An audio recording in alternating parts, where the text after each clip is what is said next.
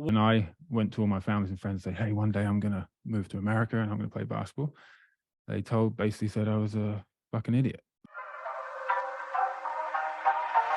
Whether you on the outside of your market trying to tap back in, or just need a little help to find a way to gain some traction again, you need some market reconnection. We got the answers to your questions. No second thoughts or second guessing. You need some market reconnection. On Market Reconnection podcast. Today I am joined by another amazing guest, and I'm really excited to have him talk a little about his story, his journey, how he got to where he is today. His name is Patrick Manifold. Patrick, welcome to the show. Thank you. I appreciate you having me, Ivan. Absolutely, man. Absolutely. So you're from Nova Scotia, is that correct? Not quite. I'm actually from Great Yarmouth in England, but I live in Nova Scotia right now. Okay. All right. Well, you're definitely the first to come outside of North America. And so I'm pretty excited about having you on. Let's start with, tell us a little bit about your story, man. You have an amazing story from what I read on your website and everything else, but tell us a little bit about your story. And, you know, let's face it, you didn't just wake up and build successful businesses, right?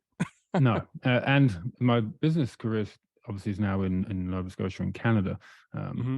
But I remember even from my earliest childhood dreams, I had two.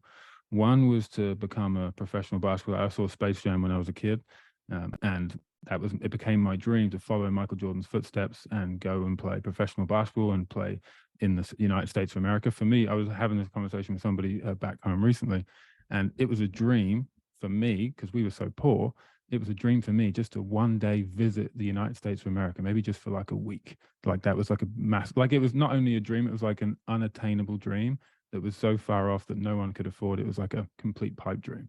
Anyway, so that was my dream. And the other thing was to be a businessman. I didn't really know what that meant, but I saw other people around me and on TV, and I was like, wow, I think that would be fun to build businesses. So obviously I grew up in the UK, small town called Great Yarmouth, pretty poor town, not too much going on there, and definitely no one playing basketball. So when I went to all my families and friends and say, hey, one day I'm going to move to America and I'm going to play basketball, they basically said I was a fucking idiot. They said, why do you think that's a possibility for you? That's ridiculous. Like, Right. Nobody here plays basketball. It's, you can't even watch it on TV. Like, you think you're going to go to America and be as good as those guys? They've been doing it their whole life. So anyway, so that was where I kind of started. And I got pretty good at basketball, kept working hard. And then in 2009, ended up moving to America, University of Maine at Presque Isle, and I played for 4 years in college. Again, it was a big struggle. It's coming from England, everything's different.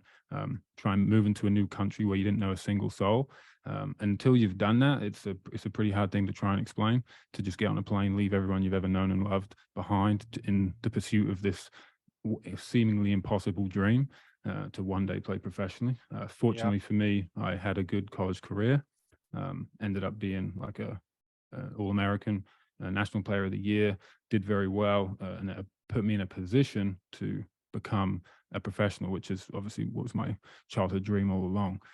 So then after that, after I graduated, a few months later, I graduated summa cum laude with highest honors, which for me, my dad's proud of all the stuff I do in sports, and my mom is just so happy that I actually got a degree and graduated pretty much top of my class. So when I left high school, I didn't have a single, we call it GCSEs in England, but it's basically you get a grade in every class. And I left high school without a single GCSE. Like, everyone had labeled me stupid. They said I was never going to achieve nothing. I was probably going to end up in prison. I was that bad kid, you know what I mean? And then after I graduated college, I had found some success, turned professional, played in Glasgow, Scotland, Surrey, England, Melbourne, Australia, Magdeburg, Germany, and most recently in 2017-18 in Milan, Italy. And then after playing in Italy, we went home to visit my family in England and found out that we were pregnant with our first child. And we didn't really, I retired like that. Like, it wasn't even a question. As soon as we found out, I retired. And then we moved to Nova Scotia, where I live now. And that was in maybe August of 2018. And I had $5,000. And I had a pregnant wife.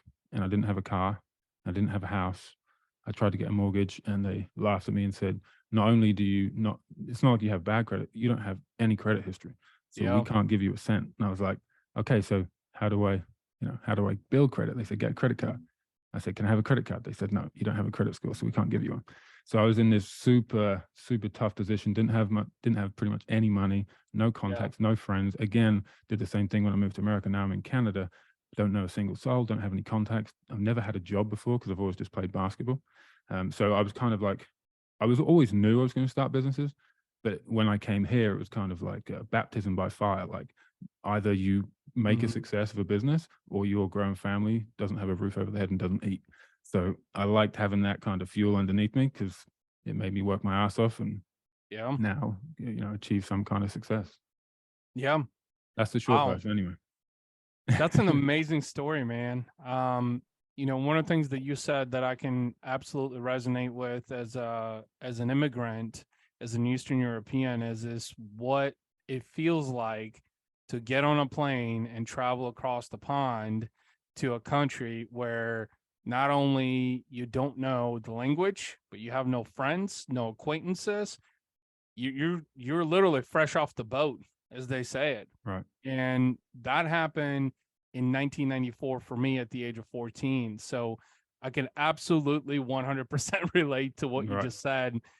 You feel like a stranger, you feel lost, you feel like you don't have a purpose, you feel useless. Right. So that was an outsider. Yeah. yeah, like a fucking outsider. I mean, people look at you and it's like, what the hell is wrong with him? Because we do live in a very judgmental society. Let's face it, people make assumptions at the first look at what they see. So, as you pursued your childhood dream, which most people don't do. I mean, most people kind of veer off the path every once in a while, at some point in life, but you pursued that childhood dream. Now, if you really think back, was there something that really fueled you to pursue that, to want to play basketball? Well, if we're going like real deep, I guess Yeah. I was looking for validation of me as a person, like because I was bad, because everyone always told me I was bad and stupid and worthless and all these things. When I found sports, I was naturally pretty good at sports. And then when I started to actually try a little bit, I became very good. And then when I became very good, people started to be nicer to me. So I guess on some level, I was trying to make people like me or love me by becoming a good athlete, if if I delve that deep. Yeah. But I was always playing. But there's this weird thing where I come from, like I say, everyone's poor and it's almost not cool to try hard. And it was a weird thing because I remember having the ability and being scared that if I tried my best and then I failed, I wouldn't have a safety net. But if I tried like 50, 60%, like, cool, not working too hard, and then I'd failed, I'd be like, oh, well, I wasn't trying my best anyway. And stupid young me thought, like naive me thought that was the best way to go. And if you're asking if there was a turning point, there was. And I want to say I was 21. And I had this experience where my family came to watch me play and I didn't get many minutes and I cried. And right around the same time, I found this book by Tony Robbins and it kind of completely opened up my eyes to give me a new perspective. I'd always looked at the world from the perspective of someone who came from where I came from. Yeah. And I didn't know much about psychology or anything like that, or success and how to get there, any, goal setting or anything like that. And I read that book and it was just like this light bulb moment for me. And my life changed from then because then I used the fuel from, I've always had this deep desire to be great. And I don't know where that comes from. I've always had this like innate feeling ever since I was a child that I was gonna one day do great things. And hopefully, I don't know if those things have been done or if it's in the future, I want to say in the future. But when I read that book, it changed my perspective. And it basically said, you're capable of this. Because up until that, like I'm 21 years old at this point, 21 years old.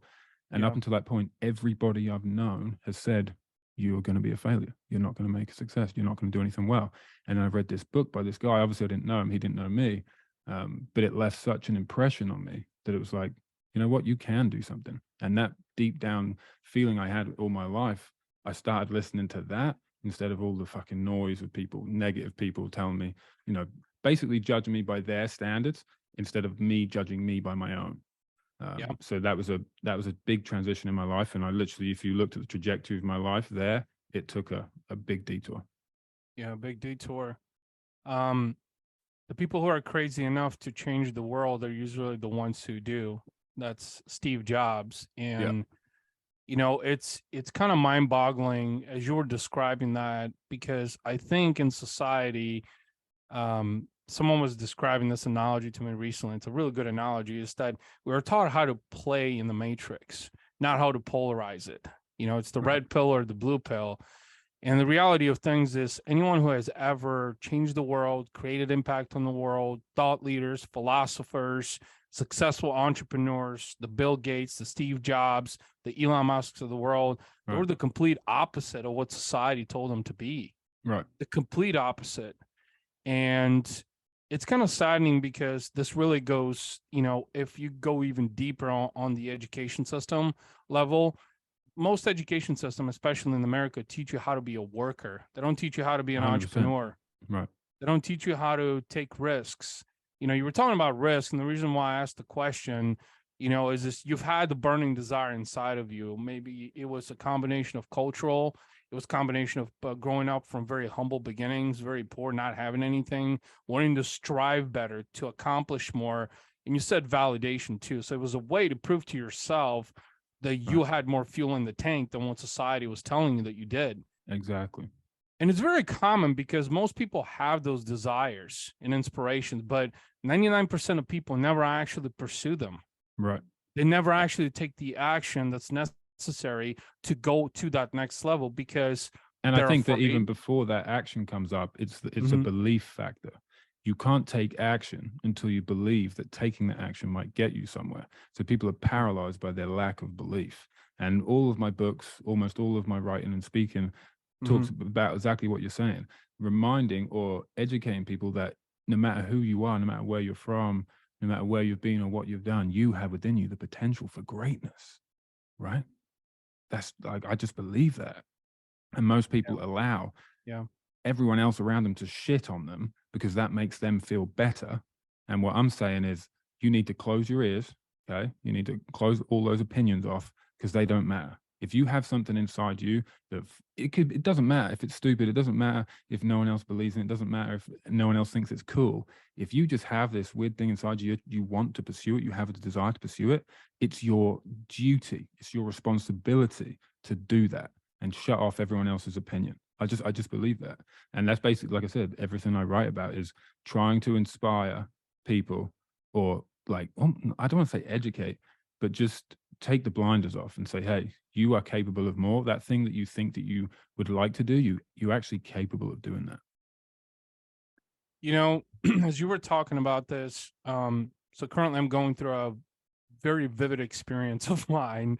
I'm training for a half Ironman. It's the first triathlon that I have ever done. I've been a cyclist for 13 years and I love that. I do 50, 60, 70 mile runs, no problem. But a half Ironman triathlon is a beast of its own. Right. I mean, it really stands for that. And as you were talking about greatness being inside of you, I wanted to latch on that because at 43 years old, Patrick, I'm doing physical and mental things that I never did in my life, ever. Right. For instance, I think it was last week, running on the treadmill for 28 minutes nonstop. I didn't even run for 2 minutes when I was 18 years old, let alone run for 28 minutes nonstop. And suddenly you realize exactly what you said, that we all have greatness inside ourselves. But the biggest challenge is you need to step outside of your skin and get extremely uncomfortable and understand that I either give it all or nothing. Right. You have to be willing to accept worst case scenario. Once you accept that, you're free. But most people are so petrified of it. They're so petrified of failing because Johnny down the road is going to say that, you suck. Like, fuck that guy. Like, but you have to get to a point where you're okay with saying that. And most people, especially young people, don't have the courage to step outside of the norm and not be cool, or to stand out and risk someone judging them, all those things, right? And the problem is you get trained to do that when you're, going through puberty, when you're like 14 to 18, you get trained in that. And the sad thing is no one untrains that. It's just stuck in you. And you just become, now you're a 45-year-old person, same dreams. So now you're bitter. Now you're hating everyone around you. Now you're jealous of everybody. I started doing this thing in the last couple of years, maybe even a bit more, 3 or 4 years ago. I made the decision because, you know, when you see something online, like whether it be like someone has achieved something like big and you want to achieve the same thing, but you haven't, or you want that Rolex and then that dude down the road gets it. So you see the stuff, and you, even if you don't want to, you feel like a twinge of jealousy or something like that. And I used to just be like I'd feel that. And now I'm just like, I go the opposite. I dive into the comment section. Oh man, that's awesome. Congrats. Like, you must have worked so hard. Congratulations. Even if I don't know the guy, like I go completely the opposite direction. It makes me feel so much better. And now I'm no longer bitter, and I'm inspired by it instead of ashamed by it, if that makes sense. 100%. The one who gives love receives love. Right. You know, something you said that, so as a father now, I have 2 kids. My son is about to be 7, and my daughter is going to be 5 this year. And as you were talking about growing up, you know, I see at this age that they're in and the mental perception they have right now, it makes me wonder. It's like, at what point in life as humans do we lose trajectory of the things that we aspired to accomplish when we're little? Because my son, he's fucking polarizing. He's smart, he's intelligent, he's empathetic. He wants to be a YouTuber. I know he can be a great YouTuber. He's got all these great dreams. He does great at school, and so does my daughter. Right. And so I'm looking at them now, and it's like, you know what? I was similar at their age, but then, like you said, around teenage years, most people allow society to settle on their brain. Right. You know, like you said, is we develop jealousy of others. You know, we develop hatred, especially on social media. Why? Right. Because someone else accomplished something. Why not compliment them? Because the more companionship you provide to others, the more it attracts to you, and it reciprocates. Right.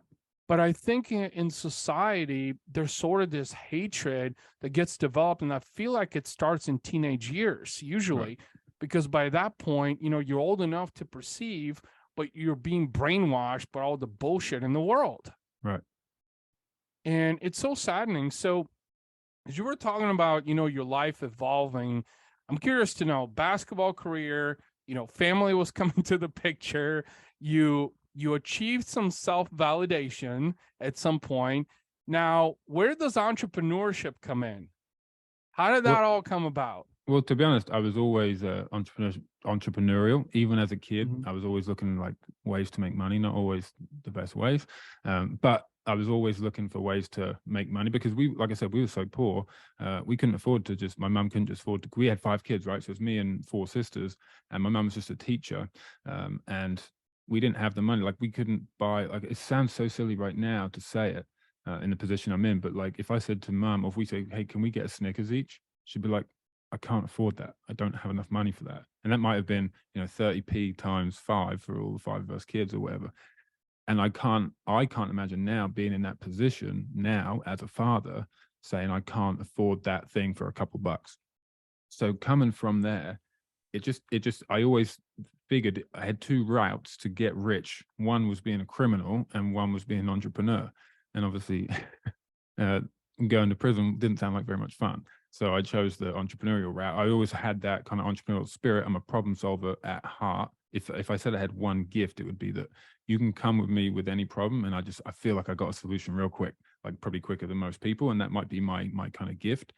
So as an entrepreneur helping other businesses, I own a marketing company now. So that's all I do all day. I just solve problems. So really, it was a case of, not that I couldn't work for somebody. I could, I'm sure. I never really had a job because I was playing basketball, and like once I got paid to do that, I never really felt the need to start a career. I always felt like I was the captain of my soul, that if I wanted to do something, I kind of had to do it my way.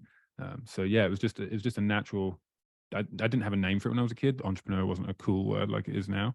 Yeah. But when I was a kid, I always knew I'd own businesses. I thought I'd own like a barber shop and a cafe and a bar or something. Like, I didn't really know, but yeah, it's just, I feel like I'm an entrepreneur at my deepest level. Like when I look around at other entrepreneurs. Now, the thing is with entrepreneurship, it's like my daughter, Sophia, she's 4 years old. She shoots a basket. She's a basketball player. but then there's LeBron James, right? So like entrepreneurs, like if you go to your local government place and you set up a business, you're an entrepreneur. But there's levels to it, right? Like, and we meet people who are quote unquote entrepreneurs that don't make any money. We meet quote unquote entrepreneurs, Elon Musk, who are changing the world. So there's, to say you're an entrepreneur, often you get kind of chucked in the same group as all these people, but there's levels to that shit. That's a really good point on categorizing entrepreneurship, because I agree with you 100%. Just because you can file for an LLC on LegalZoom doesn't make you an entrepreneur. Right. But on paper, it does. On Instagram tag, it does, right? according to Instagram, yeah, and the rest of social media, or even TikTok, you're an entrepreneur because you just filed for an LLC because you have this $1 million idea and you think you're going to get rich overnight. And it's like, I'm sorry to tell you this, but that's far from the truth. Company, yeah. Yeah. So, well, that's really interesting that you mentioned that in that analogy. I really, really, really like that. So, you started the business. Let's talk a little bit about the business side of it. So how did you start the business? Because you own several businesses, right? And you do speaking, consulting, the marketing company. Let's talk a little bit about that. So basically, when I moved to Nova Scotia, I just got done. I was in Italy, and the whole time I wrote my first book in 2013, and then I've written like four or five since. And that's my biggest passion in life, right? So writing and changing people's lives, getting those messages from people around the world saying that, I've read my book 10 times and it's changed their life, like the same kind of thing that other people gave to me, I started to give to other people, and I became addicted to that. And then speaking is my absolute favorite thing to do. When I get to stand on a stage and see everybody's like looking forward and hearing the message, which I believe is the message they need to hear. That's the most beautiful thing in the world for me. So I'm deeply passionate about that. So that's obviously I do that on the side. But then in business, I own a real estate company. We buy and sell and renovate, etc. real estate, which is like about 3 or 4 years old, maybe. But my main thing, and the office I'm in, the headquarters of my media company, Nova Social Media and Marketing, we do social media, websites, branding, graphic design, video production, photography, like the whole thing. We help businesses become more successful. Basically, they come to us and they say we want to grow, and they don't necessarily know how, and we do what we do. But for me, it started because I looked around, and after being in Italy, we were vlogging. So my partner Chelsea and I, we bought like a cheap DSLR camera, and we were in Italy, and we were like, trying to learn how to take pictures and learn how to make video and stuff like that. Editing these vlogs, adding music in, doing all that stuff. So I had some skills. And when I came to Nova Scotia, I was like, what the fuck am I going to do? Like, here I am sleeping at my partner's parents' house. We've got almost no money. Like I said, I brought $5,000 with me to just start this new life. And I'm like, how the hell am I going to do this? And I basically, it's just, you just have to start, right? Like you just start, and I had this little brainwave. Chelsea likes to take credit and say that it was her idea, because we looked at a couple of businesses around and said, their social media is terrible. Like, you could do better than that. And I was like, ding. And then all of a sudden, as soon as you found someone that has a problem and you have a solution, and I believe that you shouldn't start businesses in things that you're not passionate about. I was already doing the social media stuff for me as a speaker and me as an author. So it just kind of went hand in hand.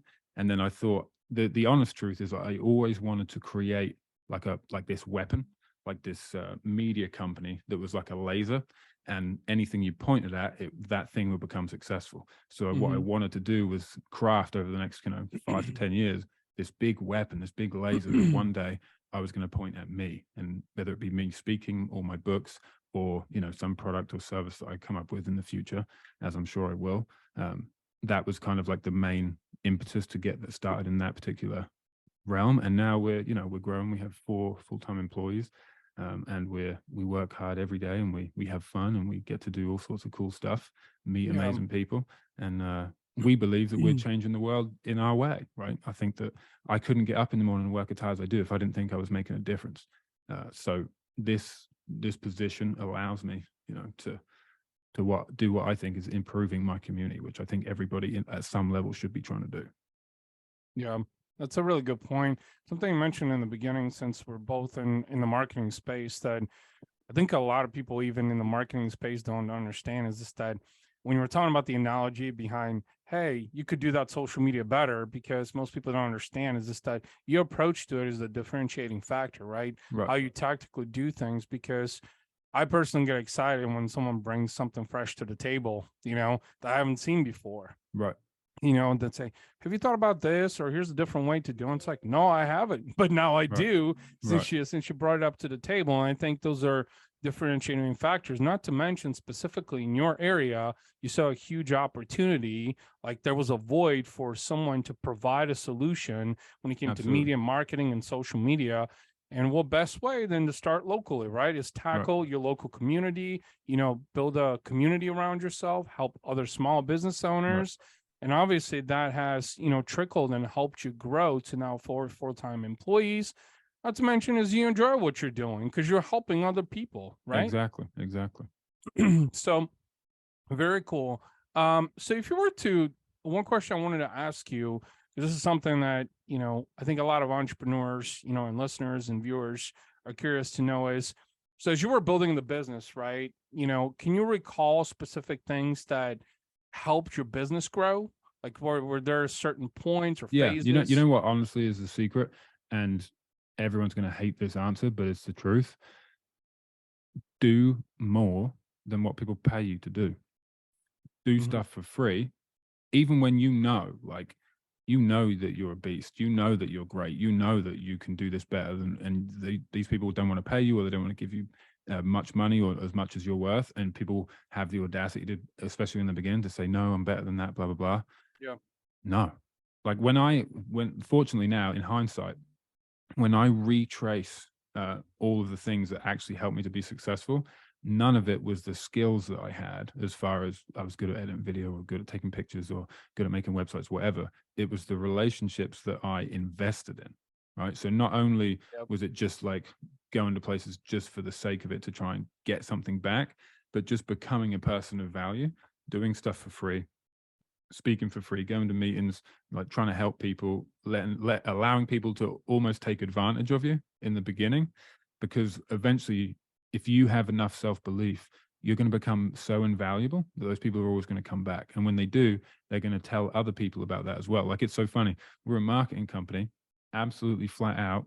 Like, we get new business every day, and we don't do any advertising, because we understand how if you're in a community, if you provide value, and if not just provide value, but if when people are dealing with you in business, they genuinely enjoy their experience, if you're able to create rapport quickly, if you can build relationships, and again, not like transactional relationships, like I'm going to be nice to that person, I'm going to take them a bottle of wine in the hopes that they'll have my business. You have to do it to everyone and treat everyone as if they're like this billionaire that can change your life. And when you do that, every now and again, some of those people will, the law of reciprocity says that they're going to want to help you back. And when they do, they put your name forward for something.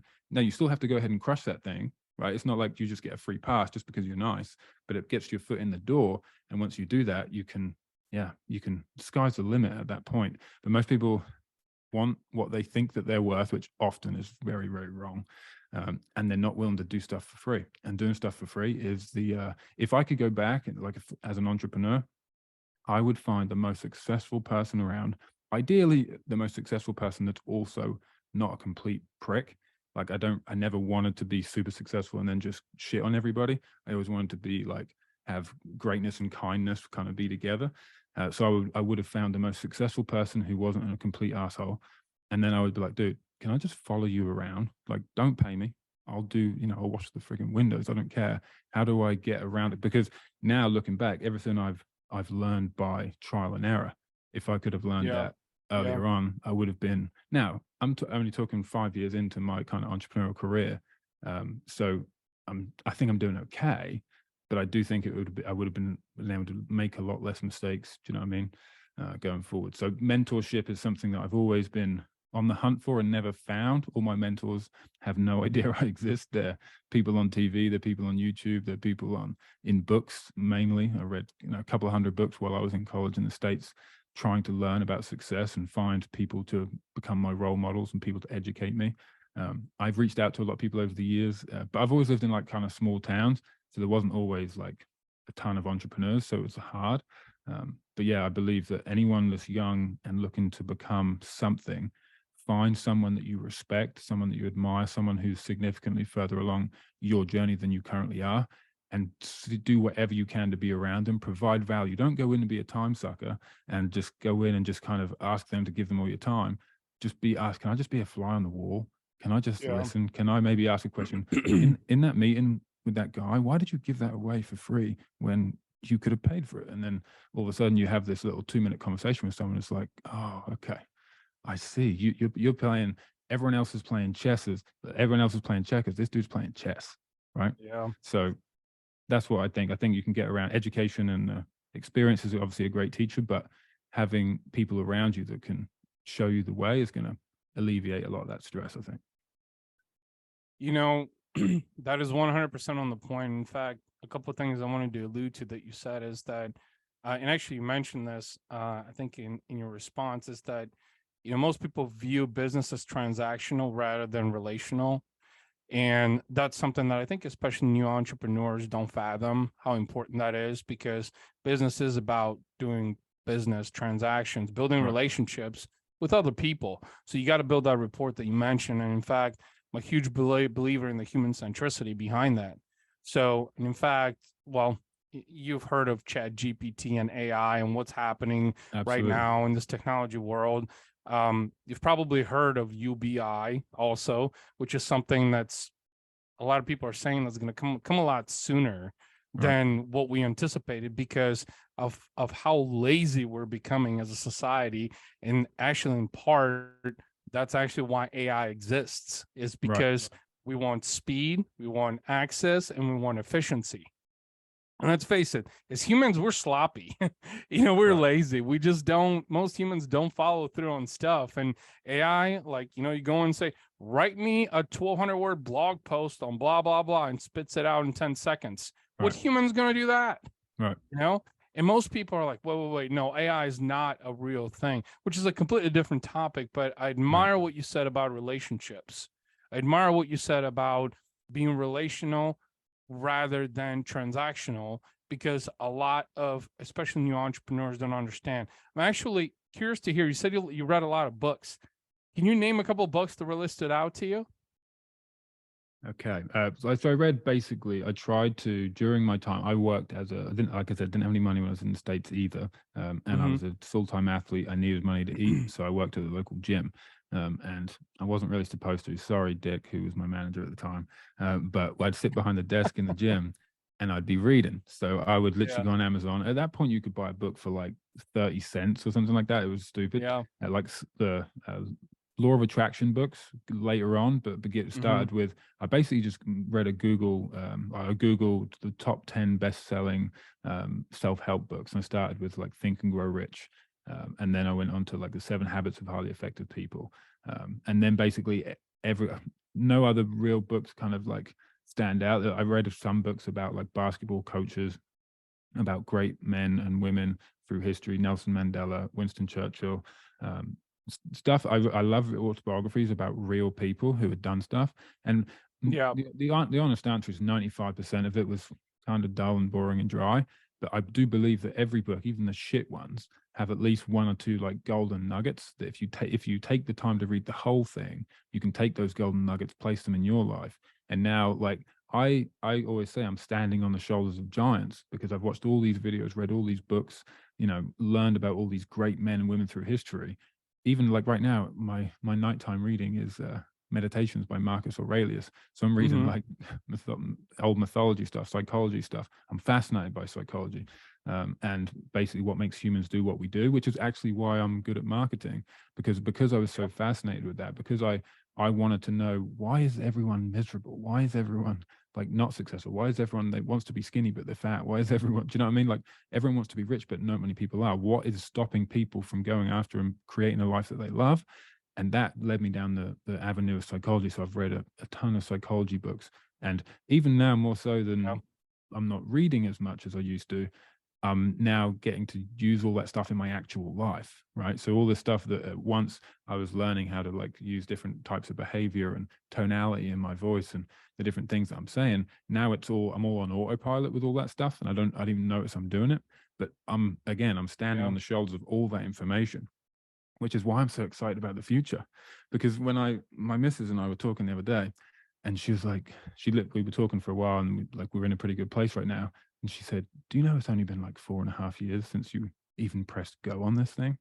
And if you can do all that you've done on the foundation, on like not just rocky foundation, we were on fucking sand, like we were Yeah. on quicksand, and it was Yeah. like." If you can start there and become here, not to say that I'm the most successful person in the world, because I'm genuinely not, but compared to who I was 4 years ago and compared to who I was 10, 15 years ago, I feel like the most successful person in the world, right? That's how I feel inside me. So yeah, I'm super, super excited about the future, because if this is my, if this is my platform, if this is my foundation, Yeah. yeah, super excited. You said something that's very important, I think, to note. You talked about all these books that you read that were mainly psychology and mindset. And Mm. I think, one of my favorite quotes is, it's 80% psychology and 20% skill by Tony Robbins. Yeah. And I look at this guy and I'm like, wait, this guy has coached presidents and he has exercised psychology to do that. He has become one of the best psychologists probably in the world, right? Agreed. Now, in the marketing space, what most people don't understand is that it really is true how important it is. So you were talking about how all these people like, okay, I want to become a great marketer.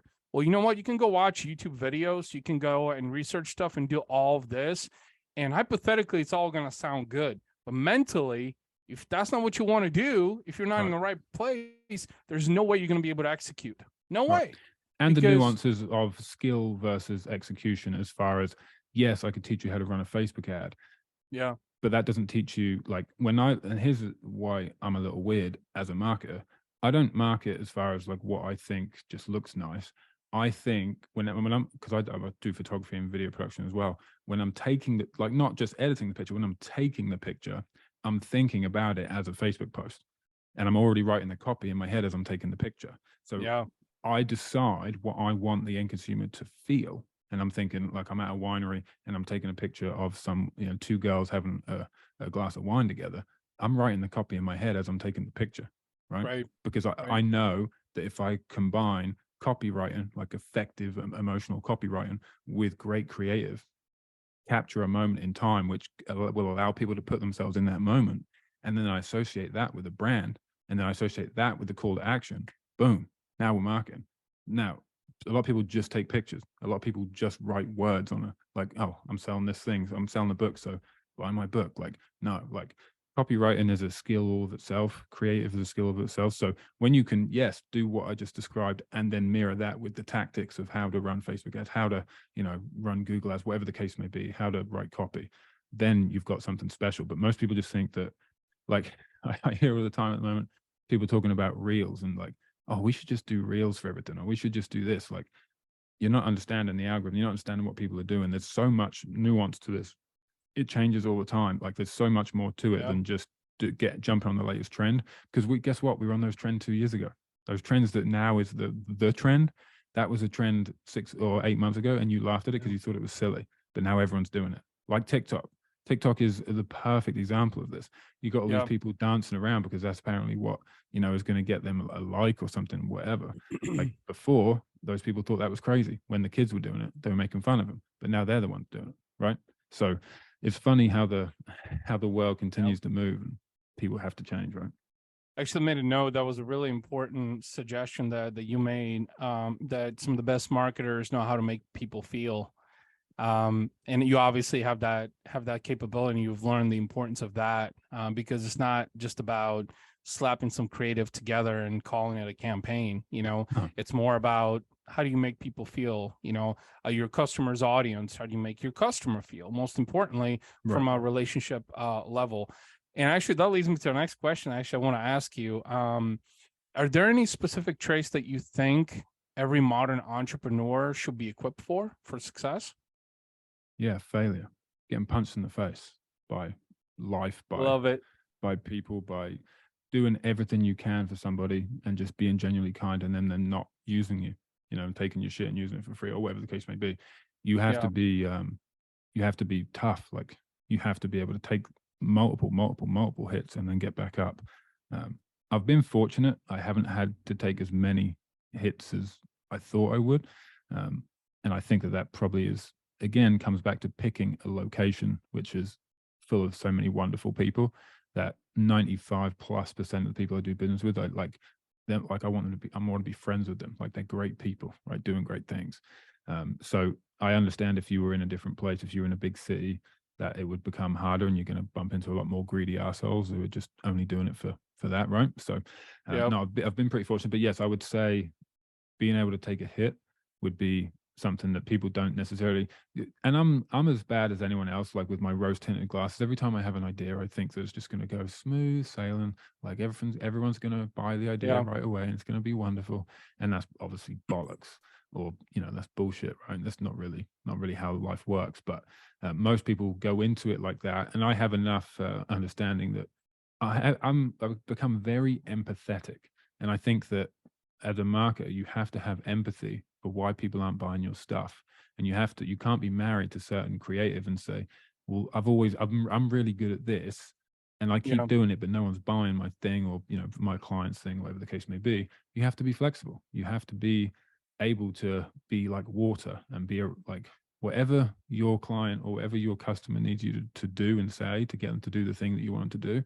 You have to become that, right? And I'm talking through copywriting and creative and stuff like that. So in entrepreneurship, in business, yeah, you have to be flexible and think that thing that you thought you were going to do might not end up being the thing that you do. You may have to do something completely different. And a lot of people, I think, are scared by that. Absolutely. I couldn't agree more. Failure is something that I personally can resonate with a lot. In fact, some of the most successful people that I have either met, friends, acquaintances, clients, are exactly that. They failed a lot. Right. And, we were talking about social media earlier. According to Instagram, these people that have the rented or fake Lambos, or they saw a Lambo in the parking lot and decided to take a picture, and suddenly, hey, I just bought my first Lambo. It's like, bro, that ain't your fucking Lambo. That's somebody else's Lambo. But so perception, but failure is a really big one, because statistically, most small businesses, especially in the marketing space, quit or fail or fold in the first 4 years. Right. Just because they give up, things get hard financially, especially, I know personally can resonate with a lot of these things. So that's why I mention them. But the reality is that the financial aspect in entrepreneurship, especially in marketing, and especially now, if you're starting a marketing company in 2023, right, pretty hard because of what you're up against. It really is saturated. And, not only that, but not only is there a lot of competition, but also, like you say, new technologies coming in, and who knows how that's going to react. But no, I think you're right. I think that so many people are paralyzed by that fear. And I don't know, I guess I'm trying to empower people to realize that they have so much more like potential below the surface that they just haven't even begun to tap yet. And if more people decide to do that, more people look at the world and not be a sheep and just follow what everyone else does, and learn to understand themselves more than just, like I said this on a podcast I did recently, most people know more about the Kardashians than they do about their own emotions, right? And it's a funny thing, but it's a scary thing too. Like most people, they're too afraid to pull at that thread. Like when I'm people around me get frustrated by it, because I'll see things that they'll do, reactions that they have to things which they shouldn't have, and I'll be like, why do you get upset when this particular topic comes up with your parents or whatever the case may be? And they're just like, no, I don't want to talk about it. I don't want to talk about it. I don't want to talk about it. And I'm like, okay, fair enough. With the people closest to me, I force them to dig deep on it, because I believe that once you kind of unearth some of those core beliefs that you have as a person that maybe you don't really know about, now you can move past them and it can change your life. So I'm obsessed with progress, and I'm insatiable when it comes to moving forward. Like no matter what, I could have the most successful year of my life this year, and it just be everything I ever dreamed of and more. And my partner would love to say, "Oh, you're just going to be happy now, and you're going to just chill." No, like literally, I could get $100 billion today, and it's not, yes, I might go to Cuba and smoke cigars for a couple of weeks, but when I came back, I'd be working 60, 70-hour weeks on whatever I was passionate about. Like, I don't have the ability to, and it's the absolute polar opposite of what I was as a kid, because Yeah. I would smoke cigarettes, I would eat junk food, I would stay up until 3 a.m, wake up at 1 p.m. Like, I had no direction, but that was because I didn't know what was possible. I didn't know what was possible for me. Once that became it, it's like, holy shit, there is so much to do and there's not enough time. And I spend every day trying to, like, I'm chasing my own ass, trying to, like, do all these wonderful things, which I'm super passionate about, which I think A, I'm going to enjoy, B, are going to make a difference, and C, Yeah. is going to improve the quality of my life and my family's life. Like, you talk to yourself as a father. I have a 4-year-old called Sophia. I have a 1.5-year-old called Sienna, and I have in 2 months, I'm going to have another baby girl. So being a father, Congratulations. thank you, brother. I appreciate it. And it's the greatest thing I've ever done. Nothing's more important to me than being a father and leading them. And I was, as you were talking earlier, I was thinking about my daughters, because the idea of putting them on trajectory, I believe that's what my responsibility is as a father, to kind of cover their ears to all that noise around them, Yeah. and try to guide them to become the person that they're capable of becoming, not the person that society wants them to be, like a consumer, right? The other day, my daughter came home and she wanted to buy some makeup, and I was like, no, you can't. And my wife was like, or my wife to be Chelsea, she was like, just let her play. And I was like, well, do you know what? It's a slippery slope. And it sounds like such an insignificant thing, a 4-year-old playing with makeup. Sure. But what she will learn is that women wear makeup, whether or not this is like a statement everyone believes in or not, I don't know. But somewhere along the line, women have been taught that they can't leave the house unless they have makeup on. Like, their face isn't good enough, right? Most It's women, an insecurity. It's the masculine insecurity. But I honestly don't think it's that. I think that it's so deeply ingrained in our culture that they just have to do it because everyone does it. And what I guess what I was trying to say to my daughter is, you're beautiful, your face, you don't need any help. And I know that you're playing now, but I don't want you to become so normal for you that when you're older, before you leave the house, like, I know people that wake up 45 minutes earlier than they have to, so they can put their face on, do makeup.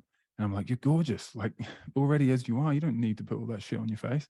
And I'm not shitting on people that wear makeup, because that's not really what I'm trying to do. What I'm trying to say is, just the way society is set up isn't always beneficial to you, right? I'm sure all them women would love to just put their hair in a ponytail and head out the door, but they can't, right? They just can't do it. So I guess I'm trying to set people free and say, you know what, you can be your own judge and jury. Like, if you love who you are, like, if you're a little overweight, if you're a little underweight, who gives a shit? But learn to love yourself and not be a slave to consumerism, I guess, is what I'm trying to say. I couldn't agree anymore. I mean, as a fellow father, and the reason I mention insecurity is because most of us are taught to live a preconditioned life based on what society perceives to be favorable, right? So you talked about makeup as an example, right? Or even putting hair in a ponytail. It's like, come as you are, be yourself, and the saddening reality is that we do live in a society that is very judgmental. Let's face it, people judge you on how tall you are, what color your skin is, are you fat, are you slim, everything, literally. How big of a house do you live in? What kind of car do you drive? How much money do you have in your bank account? How many followers do you have on social media? Oh, how many people interacted with your post? Oh, you got 4,000 likes, but you got one comment. That's a little strange, you know? There's something, by the way, that was a story with someone that I talked to recently. Told him not to buy likes on Instagram. What does he do? Goes and buys fucking likes. I'm like, bro, you're just burying yourself with a coffin and putting your own nails. But you're absolutely right. It stems all the way down from society, all the way up to business, that creates this scrutinized perception of how we operate. Absolutely. And anytime you see, like you said, you were right about the Kardashians. Most people care about what fucking Kim Kardashian's doing than their own shit in their life. Like, stop worrying about, in fact, someone said this to me that I actually wanted to mention, so you were talking about this, is reaching an ultimate state of happiness is not caring about what anybody else thinks about you, acting on your own behalf. That's it. And I 100% believe in that. Now, I'm also empathetic to all of us. Anyone that says, I don't give a shit about what anyone thinks, that's not necessarily the goal for me or for anyone. I don't think should be to not care, because I do believe that's like a natural human instinct to care, especially the people around you that you love and you respect. You want them to give you the same back. The difference is not allowing their beliefs to dictate your actions, right? So if they don't believe in you, or if they think you're stupid, or if they whatever, if you believe in what you believe in, you have to be, stay on that course. And what you're saying is most people, when they're so afraid of that they go in any direction they can to make everybody like them. And I think that if you become like self-secure enough and have enough self-confidence that you can be like, you know what, I respect you, I like you as a person, I disagree with you on that, and I think that I'm going in a certain direction, but hopefully, we can stay friends, and whatever the case may be. That's a hard thing for people to do, but I think it's important. Yeah. No, 100% agree. 100% agree. Patrick, there was a lot that we covered, man. Everything from life to family to entrepreneurship to business. Congratulations on everything, first and foremost. I mean, you have accomplished more than most people do in a lifetime, and I don't even know how old you are. I'm 36. You're 36. Okay. You're 7 years younger than me, and you've accomplished a whole lot more than most people accomplish by the time they're even 50. So congratulations on that. Your beautiful family. Congratulations on expecting to. And with that being said, how can people connect with you? What's the best way to reach you out there in the social space if they want to have a conversation with you? Probably where I'm most active is Facebook and Instagram, most specifically Instagram, where I'm my name at Patrick Manifold on pretty much every, kind of major platform. And yeah, I'm one of those people that I do like to think that if you message me, I reply to everybody. And I've been like that for a long time. It got a bit crazy a few, maybe 5 or 6 years ago, when I was like posting every day, and I'd maybe get like, 300 or 400 comments and like probably 30, 40 DMs a day, or whatever the case may be. But I always believed the fact that, and I teach this exact same thing in marketing now. It's like when someone comes up to you in the street and says hi, and you just ignore them, do you think they're going to come say hi the next time? Right? But some people, for whatever reason, think that what you do in the street and what you do on social, like if I put a post out right now, which I plan on doing in a little while, and someone says, hey, Patrick, this is awesome, and I just fucking ignore, I'm like, I'm a douche. Like, I don't like, now, not to say that I can get to everyone all the time. I try my best, but to see stuff and just constantly ignore people, I think that's you're a terrible human at that point. So I like to reply to every single comment, every DM, everything that ever come in. So if anyone does follow me, hopefully they like some of what they hear. It's going to be like a same kind of stuff that we talked about, right? I'm sharing my thoughts. I'm sharing my ideas on ways that people, now, again, I don't claim to be uber successful, but what I do claim to be is I was a very, very unhappy, I'm not going to say depressed, because that's not what it was, but I was very unhappy. My life was going nowhere. I was lazy. I had a terrible life. And now I genuinely love my life. I've created some form of success, not like I say uber success, but I've created some form of success, or at least what success is to me. I've defined that. And I think that's important for everybody to do. I've defined my own success, and I'm on my own trajectory, and I'm proud of who I am and where I'm going and my family. So I can say all I can teach you is to go from hating your life to loving your life, right? Whatever that means for you might be different, but yeah, that's what I'm most proud of. Patrick, it was an absolute pleasure, man. And thank you so much for your time. My pleasure, Ivan. I appreciate you and your amazing questions. Whether you on the outside of your market trying to tap back in, or just need a little help to find a way to gain some traction again, you need some market reconnection. We got the answers to your questions. No second thoughts or second guessing. You need some market reconnection.